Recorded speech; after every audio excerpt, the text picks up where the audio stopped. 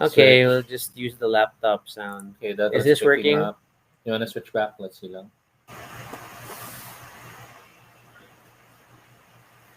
Then we have to wait a minute before people respond. We've been talking to dead air. Hello, hello. So Okay. we'll just work with the laptop for now. Yeah, I said a lot of stuff for the last 5 minutes. Uh, You said so many things for the last 5 minutes. well, at least we didn't run the intro. I had very nice peels for the last 5 minutes. Yeah. Thank you, Nathan. Thank you, Tristan. Thanks Thank for you, letting us know. Midge, for Sorry about letting us that. know that audio wasn't running and I was saying stuff that no one was hearing for the last 5 minutes. Even talking about if you hear the thunder. Yeah, I know. We had this whole running thing while we were getting ready. I guess that means we should start. Okay. We'll be right back after this brief intro. And then we're gonna turn off the sound.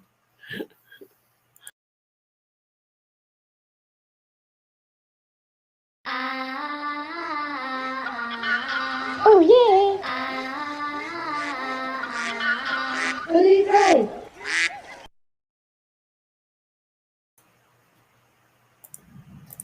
This is Toby. And this is Rocky. And if it's your first time here, welcome to Baduy Pride, our little space on the internet where we talk about anything we want. It is completely unscripted and not entirely accurate, but at least it's honest. Join us as we talk about everything and anything random live. And if it's not your first time here, thank you so much for joining us again.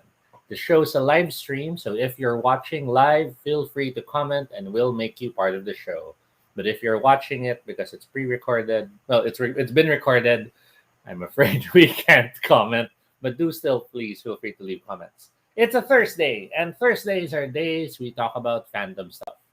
Today is no different because we are talking about a show we love so much we wish more people knew about it. Yeah, and this is Pushing Daisies, which is an American comedy series written by Brian Fuller that aired on ABC Back between in 2007 and 2007. 2009. And this is like right before Toby and I got together. Mm-hmm. On a side note, Tristan shares that we can do lip reading when we rewatch the video. Yeah, sorry about that. Sound Oh, I was wonder like, if captions will work. no, it needs to translate something. Because maybe like the system picks up the audio, but not, I don't know. No, but we weren't transmitting audio at all. That's true.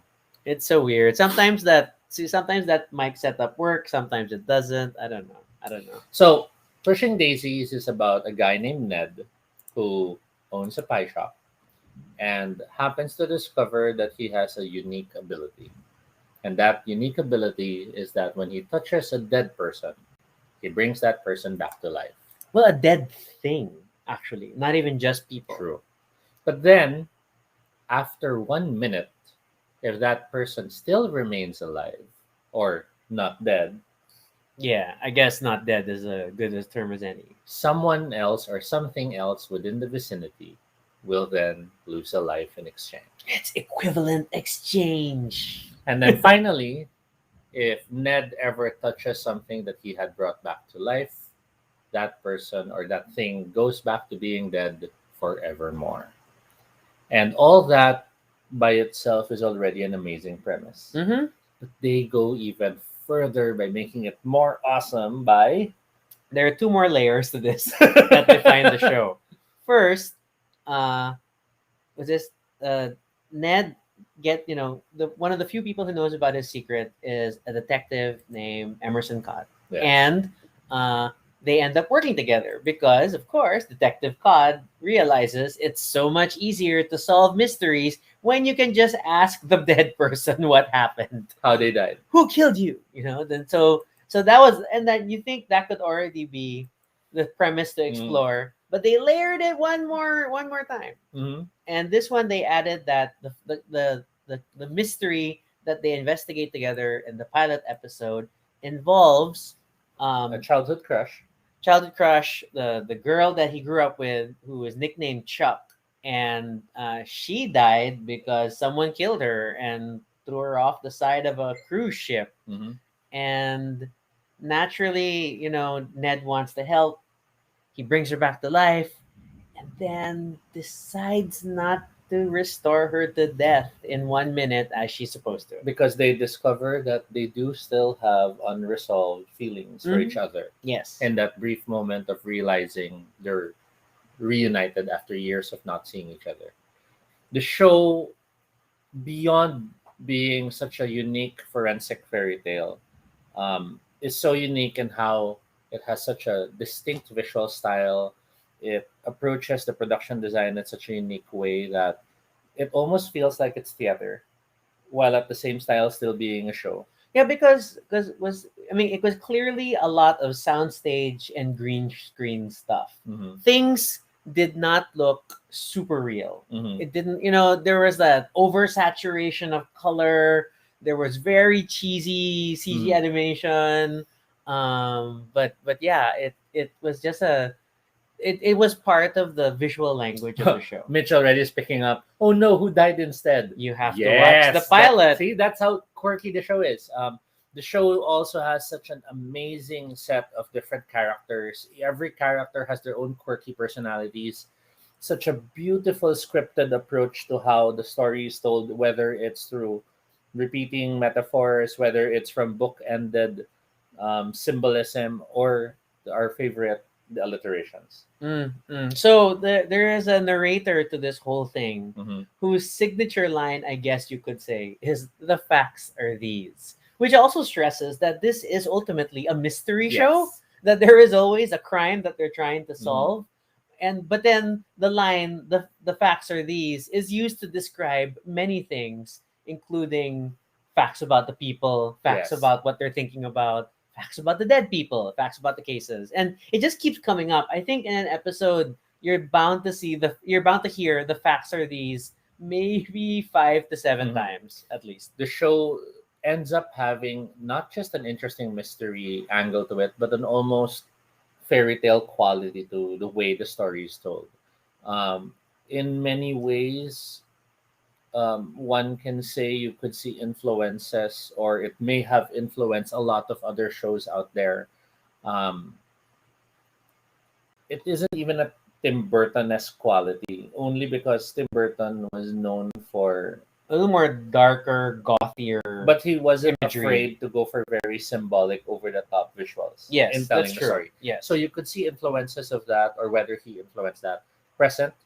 But at the same time, again, it's so unique in how you feel like you're reading a book while you're watching the show, because the way the narrator's introduced, the way the story is told, the way the layers of the tale are unfolded, just nicely have that pacing of reading a book. So Tristan does cite one of the things that a lot of theater people are in the cast, and I think we'll explore the cast Yes. in a bit, but definitely. And Ethan is here, and he does cite it's cute when they describe age in years, months, days, and hours.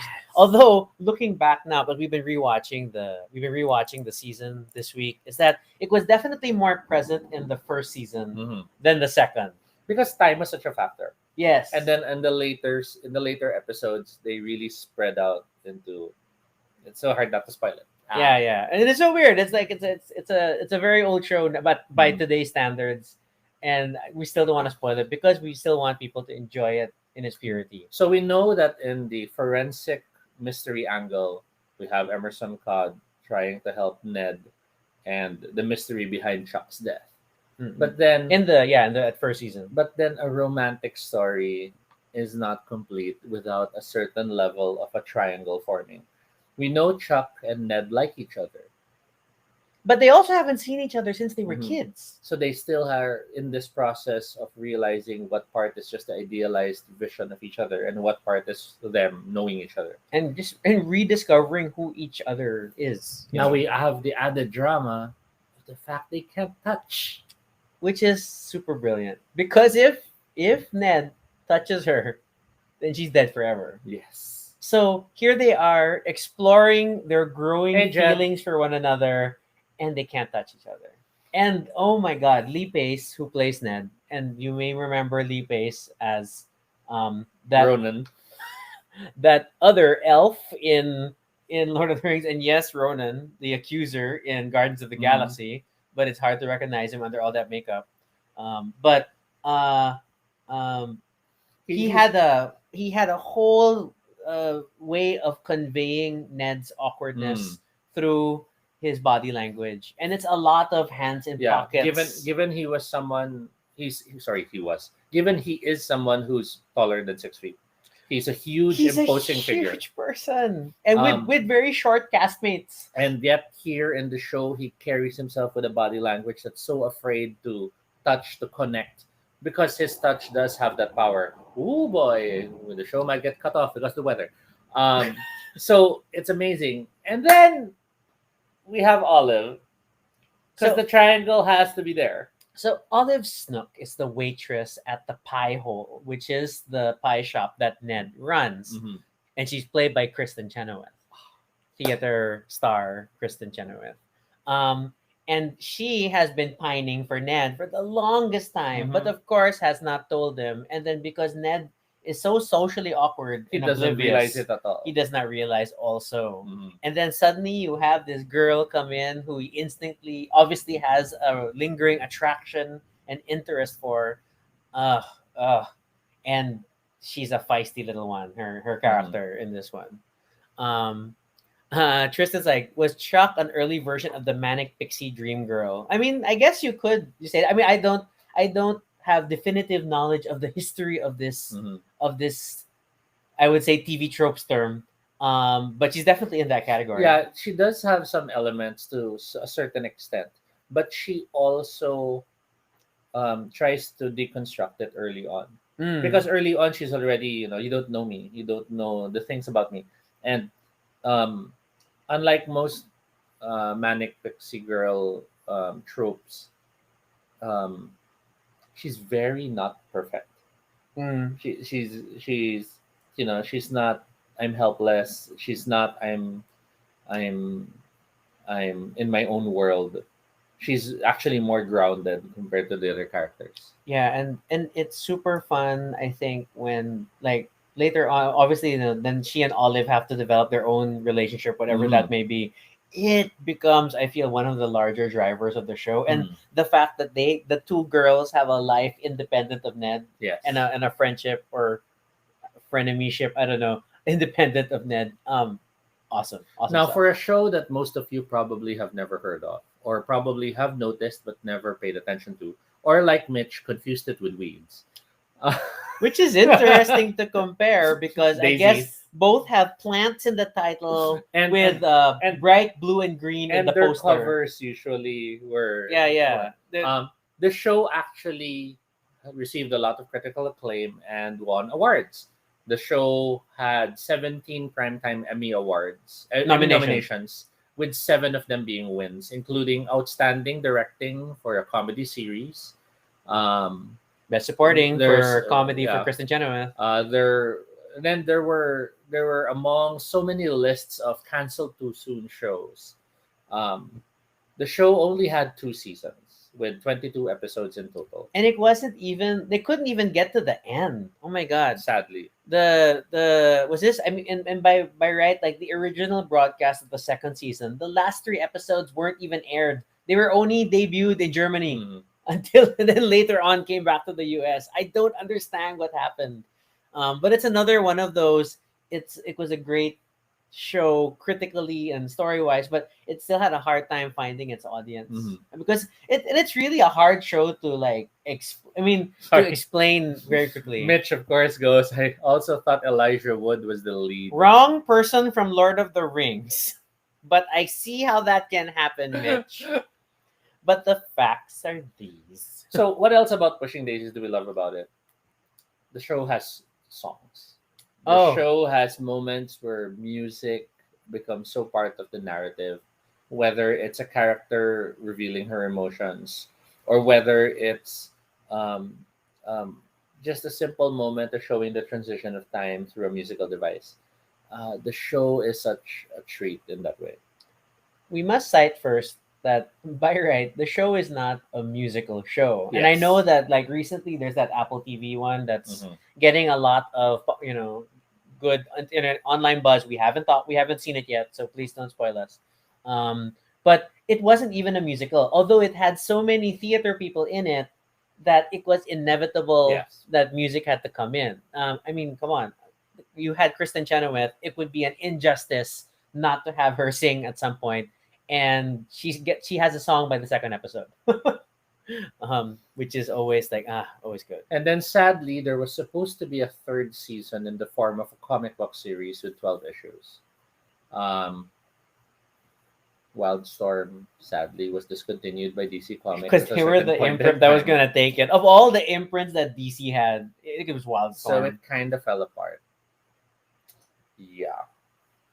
All right. So what else do we talk about when it comes to the show? So let's talk about the cast. Mhm. Okay. So I mean, we already touched a bit on Lee Pace as the pie maker, Mhm. and I super loved him in this series. I mean, like, and then when you would watch later depictions, his later roles, it was super like, oh, it's like this totally different person. Yeah. So I love Ned the pie maker. Ned Then the Pie Maker is written and performed in such a way you will really fall in love with him. he's adorable. He's flawed.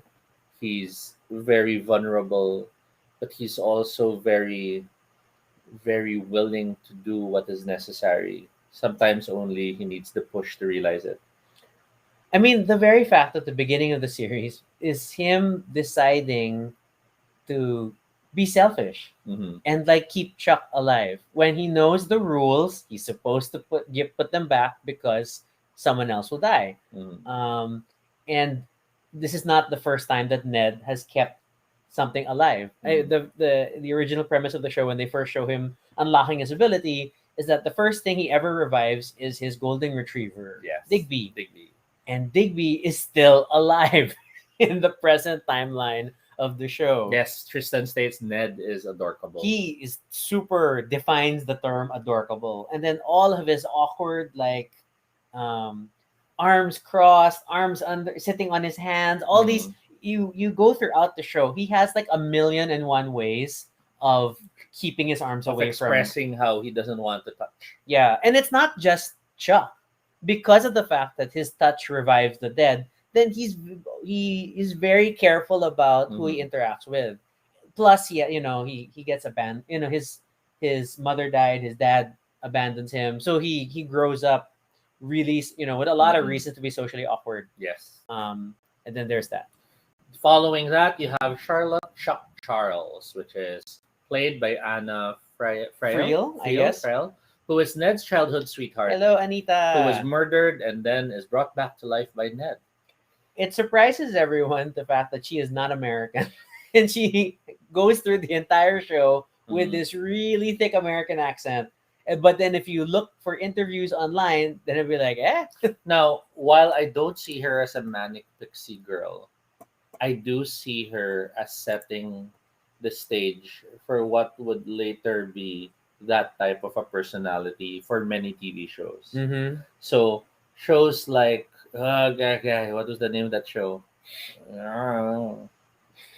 Give me a clue. The bunch of guys. She's the only girl. That girl, something like that. I'll just leave you to figure it out. I know the show you're talking about, but I'm gonna see if you're gonna get there. No, I won't. Anyway, and it's funny looking at like her career after pushing Daisies. There's Mhm. like nothing super notable about what she did, which surprises me.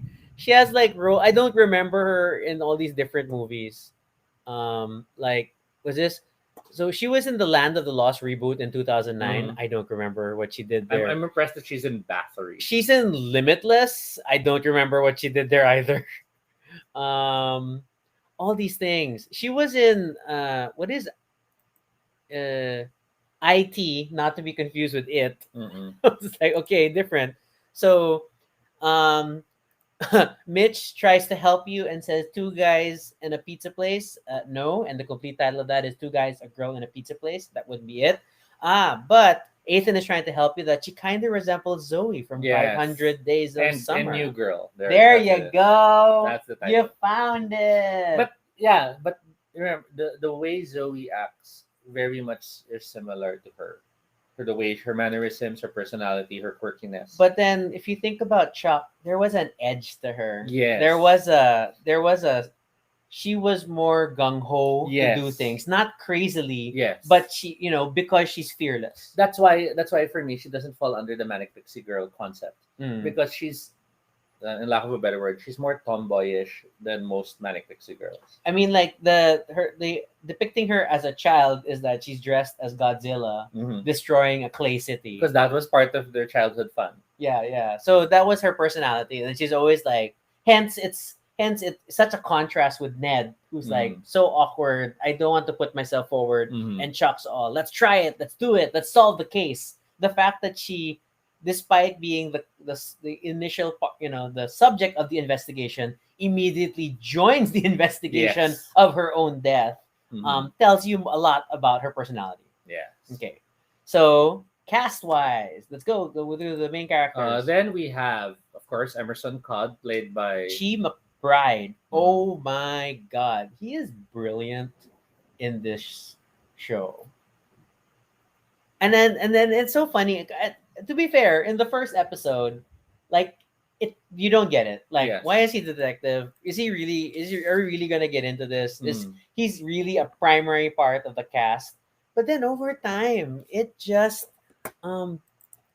works. He carries the role so well. He has that gumshoe quality to him that makes you really believe he is a private investigator. He But just then- got lucky because there was a way to cut down the detective Yes. work, but it doesn't mean he's not a good detective. But then, as you see him develop by the second season and more of his story is revealed, it's such a revealing, remarkable.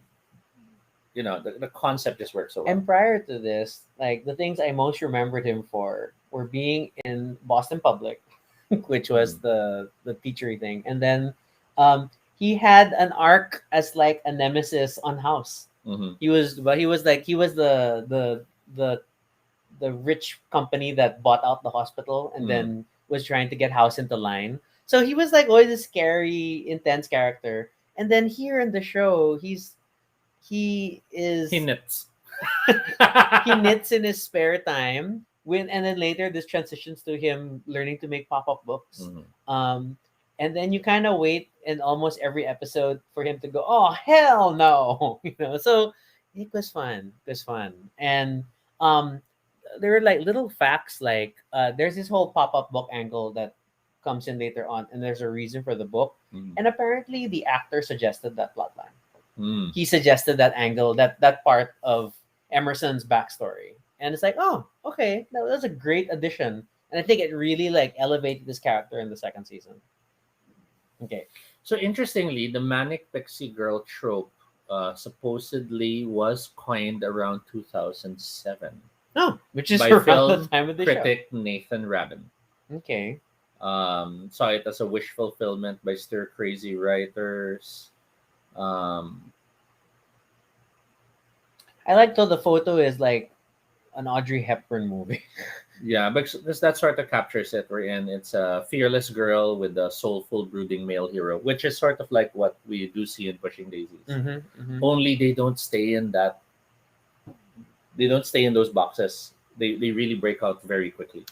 Tristan says Cog was a teddy bear. He was, because he's scary, but then his heart was in the right place. He's still ultimately a private detective, Yes. a private investigator who's like really trying to help people. It's just that it also shortcuts, and he makes money off of it because it's a career. Olive Snook, played by Christine Chenoweth. Oh my god, she's pining. She's obsessed and hopelessly devoted to Ned, but at the same time, she's smart. She's got her wits about her. She could be a detective if she fell in that direction instead. She has the best songs. and what's this? they really gave her a lot of great dialogue, and it's a Mm. lot of quick alliterative banter, especially with Emerson. Yes. They really like playing those two characters against one another, Yes. and it generally works. So it's even fun. It's even more fun in an episode where Olive approaches Emerson and hires him Mhm. to investigate something on her behalf, and then it was really that one exchange. I would love to Mhm. recreate it, but let's not, because again, spoilers. Now, Chuck, of course, is survived by her two aunts.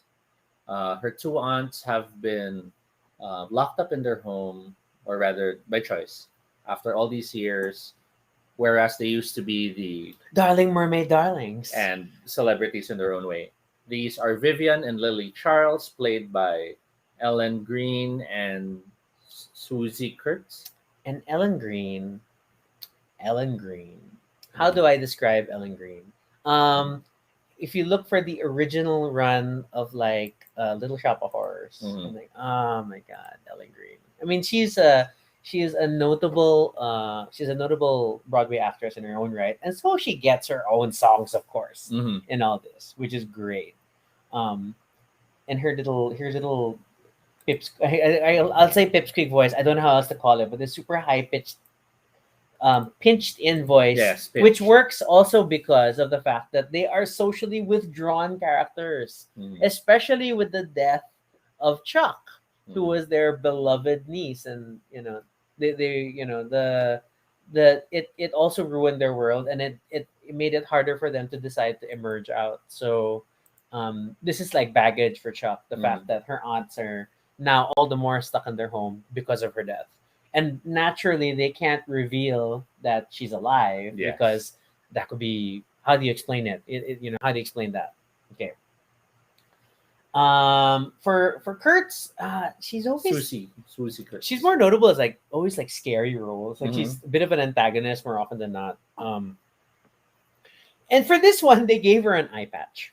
Which makes me so much think of Kill Bill. It was crazy that I don't know where that came from, but they gave her an eye patch because she literally only has one And eye. it's an excellent moment in the first few episodes Ah. that you have to Ah. watch to really Ah. appreciate. But that's what really captures the feel of the show. It catches you off guard. It has these little surprises, but at the same time, it has a really strong internal consistency all over in how they approach the plot, the personalities, and the stories. Save for the fact they tried to move the building and hoped we did not notice. That always threw me off. If you watch the first episode, is really really really a pilot episode, and when you say a pilot episode, they put together one Something that's episode of really the good. show trying to sell the concept to networks, and then but it wasn't necessarily recorded at the same time as the rest of the season, because normally it's after the pilot they get a full season order. Then they start making everything else. So there are always differences between pilot episodes and the series, but it's super obvious in this one because the pie hole, the restaurant, moves from being a standalone cafe, Squished by two buildings. and one of the building next door being the apartment Yeah. where Ned stays. It suddenly becomes A corner Thing, corner structure. which is at the base of the base of like an apartment building where Ned's thing is. So it goes from being beside Ned's apartment to below Ned's apartment, and it's just funny. And I think about it every time. And we were gonna rewatch it, like, oh my god, is this the one where they moved the building? And like, yes, they moved the building, and then they moved the building on top of the thing. And then beyond that, beyond the main collection of characters, the narrator is Jim Dale. There's of course recurring characters played by the younger versions of Ned and Chuck, Mm-hmm. and then a lot of other characters who have recurring roles in the show. Whether it's tied to the mysteries they're solving, to the secret that Ned is keeping, or to the secret that Chuck is trying to maintain. I liked in the beginning that the coroner, they were really trying to make the coroner a bit of a character. And there was a running gag in the first few episodes where they kept coming up with different reasons Why they're visiting? visiting to see the morgue. dead body. Aren't you the Yes. no? Or I'm also, but now and I brought with me, And then, it's all that. Uh-huh. and they had this super deadpan guy, and Mhm. it's a Cy Richardson who played that one. And oh my god, it's all the little things. So Pushing Daisies, in hindsight, as we were watching it now, rewatching it now, it's like it is a full hour comedy series. It's 40 plus minutes without commercials, which now feels long. Mhm. And I was telling Toby about it, and I didn't know how to, I don't know how to put it into words or to really to nail it down. But in hindsight, I wonder if the show would have done better with like a half hour format Mm. versus a 1 hour format. But at the same time, the mystery part of it needs time to build up. A Yes. good mystery has twists and turns in the case. It's like, would you imagine CSI if it were a half hour episode? Mhm. So I understand the direction the show took, Mhm. and like why the 1 hour format made sense. But then I wonder, would it be punchier if it were a half hour show? But that's like total random opinion. Yeah, I was about to say an example, but I decided that might alienate myself from certain people, so I won't. What were you You know, thinking? some other show that's supposed to have mysteries, but it's then resolved so quickly, so you feel like there was no conflict whatsoever anyway. Who are you throwing shade at? You can whisper. You Anyway, can whisper to me. Oh, anyway. you so But right, shady. Yes. everything happened so fast that you're like, oh, okay, so was there really a case? Yes. Was there really Yeah. conflict? Was it really difficult? Anyway, Okay. Okay. so Brian Fuller, the man behind Pushing Daisies, was said to have had plans of a Fuller verse, or at least fans believe there was one, because they could see connections between his different shows. Dead Like Me, Wonder Falls, Pushing Daisies, supposedly had all these interconnecting nods or statements or companies or character names that Mm-hmm. made you suddenly start to think maybe they're all in the same world. Pushing Daisies in itself was thought initially to be a direct spin-off of Dead Like Me, Mm, because Dead Like Me was a comedy series about literally a bunch of grim reapers mm, living together. So it's people who, help perform death. And how would you resolve that if you make them meet the pie maker mm, who brings dead people back to life? And so I can see how it would be an interesting conflict. And there's like, if you look online for like trivia about Pushing Daisies, this comes up a lot. Like mm. people really wanted to push this theory. Some of the other nods in the Fullerverse statement were there were so uh, Marianne Mary Beetle, who appears in the Wonder Falls episode Muffin Buffalo, has subsequently appeared in Pushing Daisy's episode Comfort Food and in the pilot of another show. Then Pushing Daisy's episode Bzzz, Ned mentions he works for Happy Time Tempt Agency, and it's the same place where Georgia Lass works in Dead Like Me. So it's all these little nods like that, which It's make like, you. yeah, using the same company Mhm. names and stuff. And now, like, I think we're gonna eventually go back and try to look at the rest of these Fuller things, because in terms of today, he's part of the creative team for things like Star Trek Mhm. Discovery, and it's like, wow, you've come a long way. But not, and it's a totally different genre. But at least this one where he got to really write it, I'm curious to see more about how he played around, because he definitely has a love for wordplay Mm. and for funny names, and it's just endearing in that regard. Yeah, there are even crossovers with Hannibal, another series he worked on. So there was a It's so Hannibal funny he worked on episode, Hannibal. Takiyawase, Okay. wherein an acupuncturist who is under investigation for lobotomizing patients is named Catherine Prims, Pims. which was the cover name that Chuck used. Mm, mm. So again, it's all these little crosses. So it's cool. I mean, like when you're making your own stuff, then you get to throw in little Easter eggs like that for Mhm. fans, and that's definitely a thing. So So he does state Amelie as one of the main inspirations from how he approached Pushing Daisies. Um, there was mention of how a movie that will make you cry based on the kindness as opposed to sadness of things. And I think that's very evident. The visual language is there, the high contrast of colors, the use of a narrator, the double mm, entendres present in the statements that are being mentioned. And I can see the influence being very strong there. And I love the stupid. I know there's like a lot of recurring tropes of like the narrator will say something and then a character will have to say that aloud. Mm. That's how he's, like Ned was feeling blah blah blah, and then I'm feeling blah blah blah. And then Mm. it's like, oh my gosh, it was just very clever writing in Mhm. that regard, and it sounds like a lot of gimmicky, recurring motifs and whatnot. But no, I honestly think that it was very well thought out, and it's such a shame that it got canceled. I'm assuming because it just didn't hit, you know, a certain degree of ratings to really push it. It didn't help also that almost all shows in the 2007 2009 era got affected by the writer's strike, Yes. and that really threw a lot of shows off, and then really made networks um, kind of raise the bar and what they were Mhm. expecting out of things. And Part of me also feels that a factor might have been the fact that this was around the era when more science fictiony slash superheroic mystery shows were prominent. mm, So during the time of Pushing Daisies, we had shows like Lost, Heroes, um, grabbing more of the ratings. hmm, So it was hard for a show like this to shine. that's true. That's true. And I'm just like double checking like timelines Mm. for other shows. And Noel is here. Hey, Noel. Because things like, I mean, like Midway, then Breaking Bad starts in Breaking Bad was in 2008. the middle of this. Yeah, Yeah, and then when did this start? that's a bunch later, I believe. There, you missed that. 210. Okay, okay, then it's right after. Yeah, so it's like it because there definitely timing was a factor, and then just the show being very weird. Mm.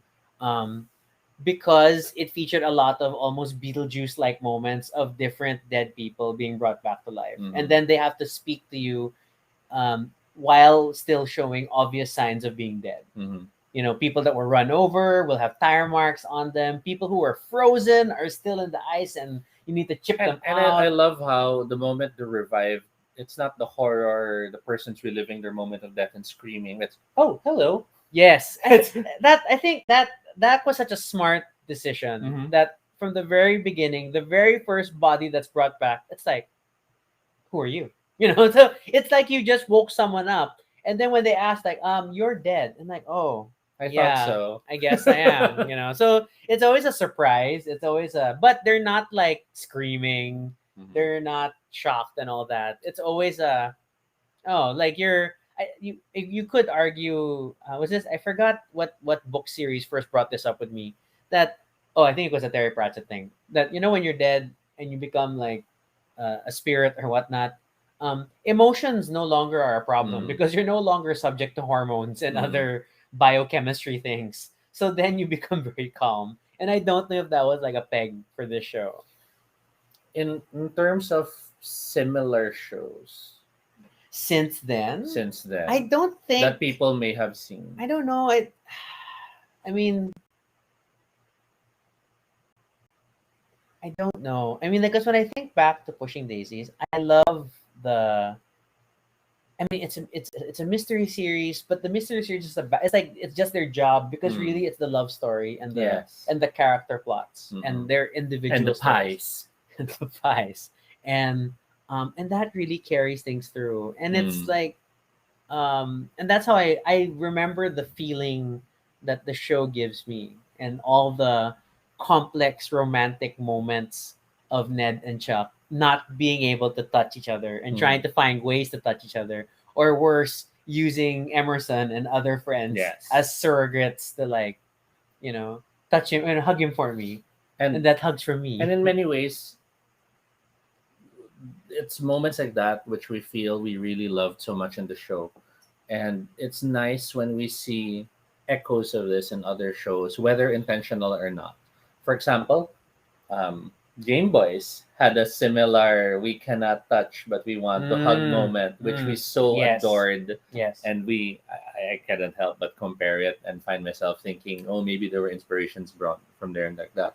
Um, if you search YouTube, you will find Kristen Chenoweth singing "Hopelessly Devoted to You" for the show, and that peak is enough to get a feel for what the show is like and how there's a narrator, how there's always a bit of humor beside the drama, how There's a dog. and and there's that brief moment where Ned is present and you see how awkward he is. Mm. So I highly recommend you check that snippet out if you want to get a quick glimpse of what the show is like. Yeah, someone put a nicer HD version Mhm. of the song. I mean, for the longest time, when I go to YouTube and I search "Pushing Daisies," hopelessly devoted, I always get the old grainy, obviously 4:3 aspect ratio. Someone put a nicer one up and like, oh, this is great.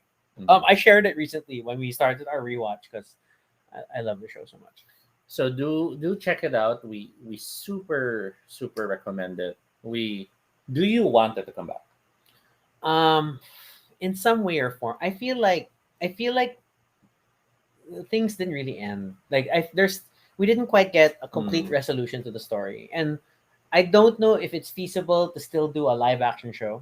Mhm. Like, I mean, everybody's like moved on to different things and different careers. It has Mhm. literally been years. It's been too long since then.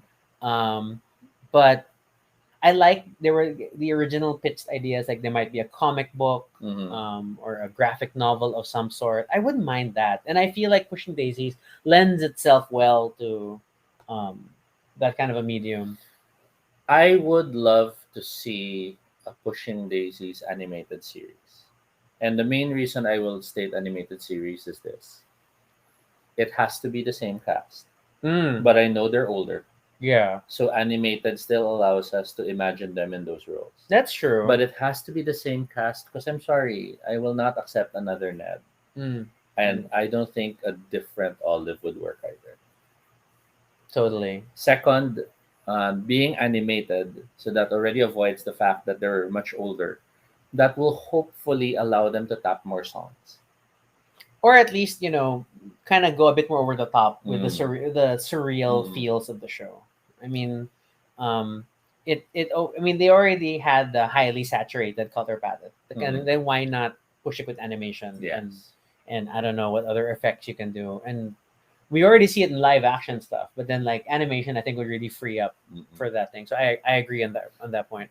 So yeah, so I would love to see a return to Pushing Daisies.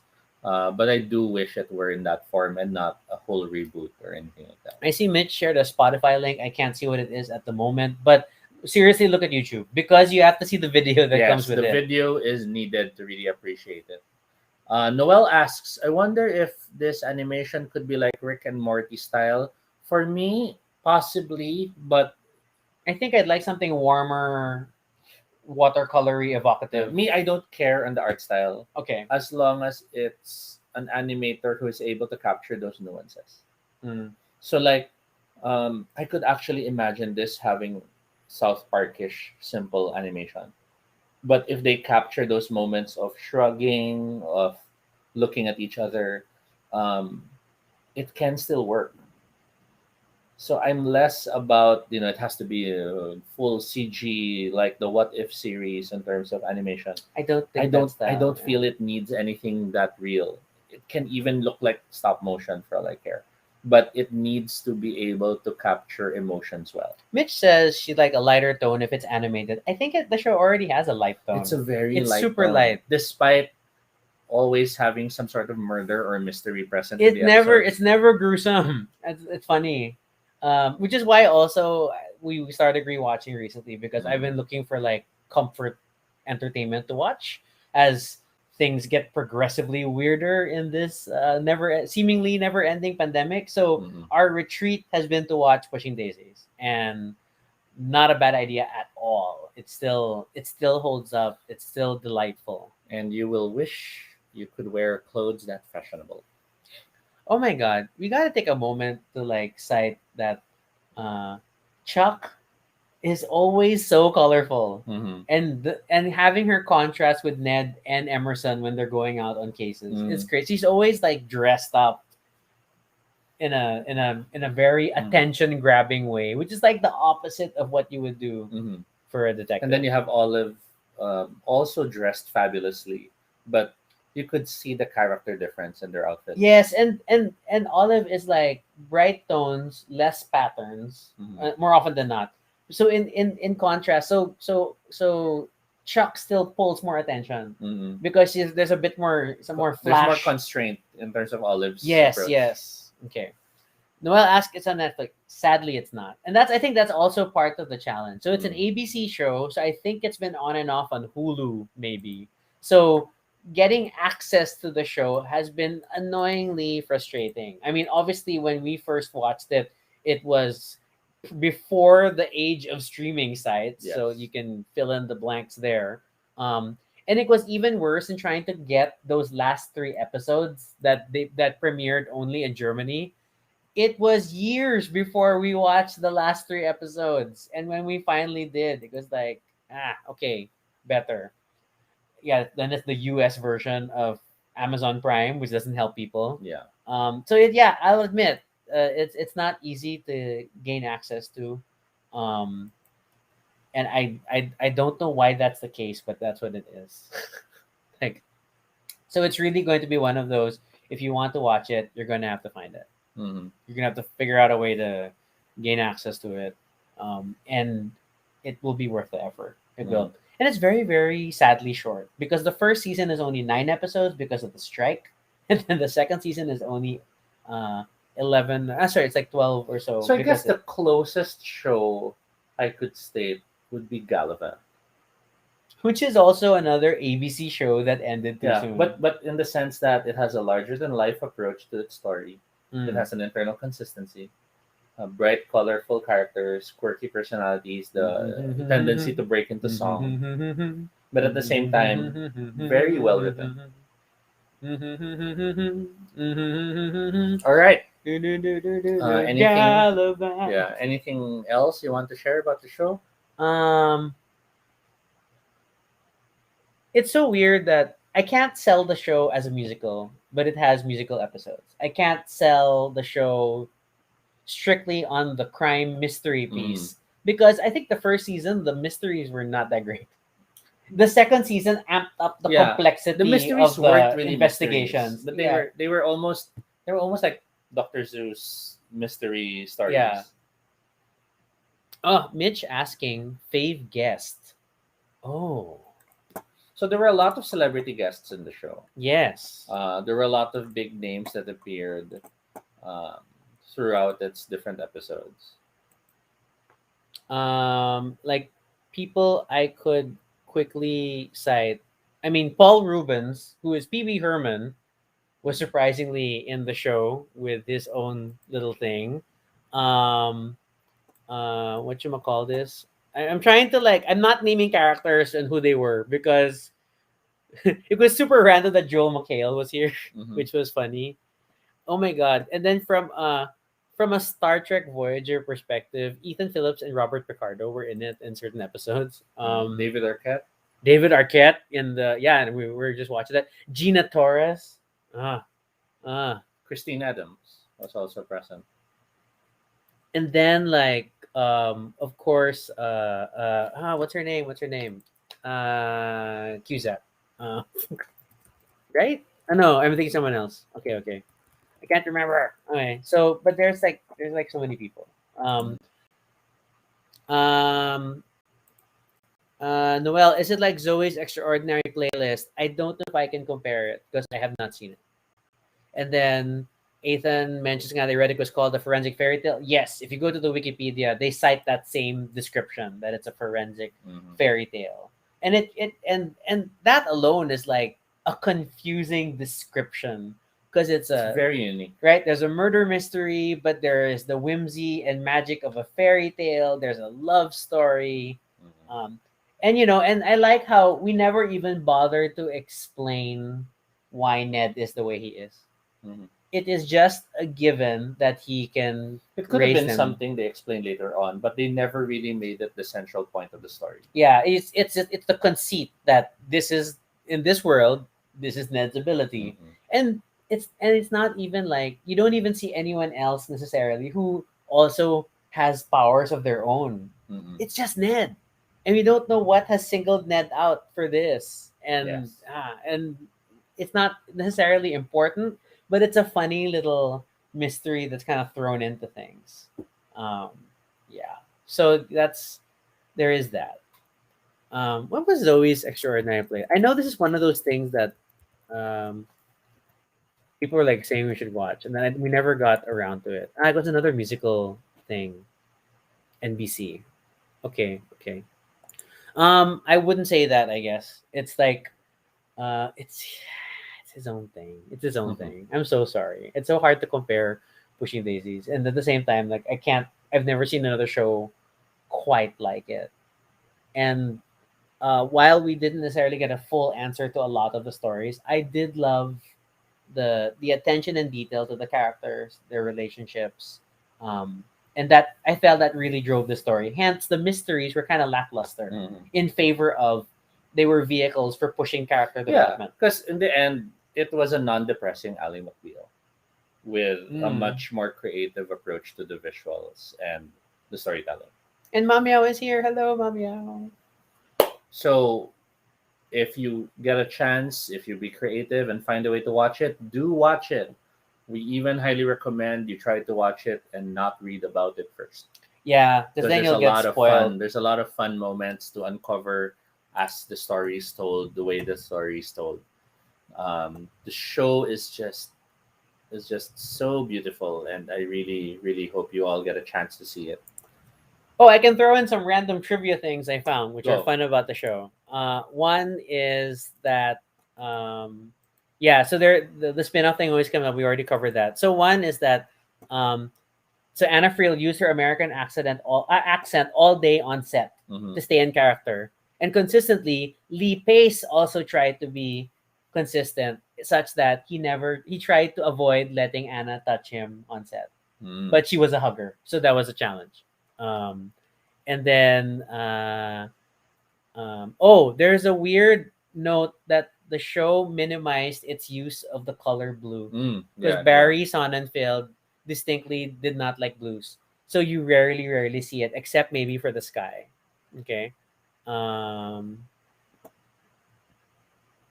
what are the things I notes? Yeah, someone cites there are more Emmy nominations for the show than episodes in its first season because it Yes. only had 9 episodes. And distinctly, Brian Fuller never actually wanted to reveal how Ned got his powers. Um, and then supposedly, there were things that may have happened later on. Um, Random things like you might have met the narrator and more Mhm. story for the coroner, which like, oh, we'll see how that goes. So Ethan says he's trying to watch Zoe's Extraordinary playlist because he watched Shmigadoon. So yeah, we haven't seen Shmigadoon and we haven't seen Zoe. So I Mhm. guess those are things we're gonna have to look for and get around to in time. Um, but yeah, yeah. So this episode is really our public service to try to get more people into this show, Yes. build up more support, And and given how times are now, especially in the Philippines, we need we the need shows happy that make us escapes. feel happy. Yes. And this is a show that definitely hits that spot. Just be careful because if you touch it twice, you die. All right. I guess that's it. Life, death, life again. That's our episode. Um, oh, one last warning.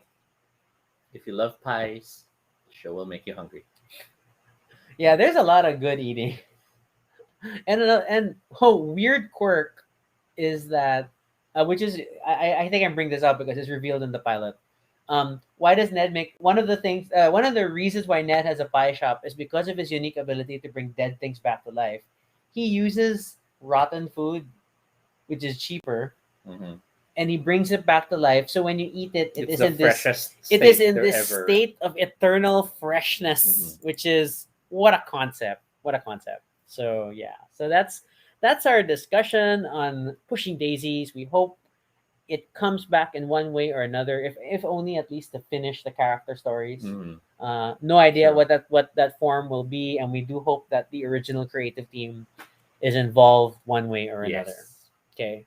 Yeah, but hey, if you have questions or suggestions for future episodes, shows that you hope that we've seen and we can talk about, then be sure to fill up the form. You can follow us on Twitter, Altobi No Shade, RG Suniko. You could also check out our blog, baduypray.com, for all the previous episodes and stuff about us. Feel free to continue the conversation and the comments below and let us know what you think about the show. Did you get to watch it back in the day? Are you excited to see it now? Be sure to update us. I love this. Ned said, "Thank you for pushing daisies." Yes. And we're not going to touch it again. And be sure to subscribe for notifications, whether on Facebook or YouTube, so you don't miss our next live stream. Once again, I'm Rocky. And I'm Toby. And this is Baduy Pride. Good night, everyone, and stay safe. It's very rainy tonight.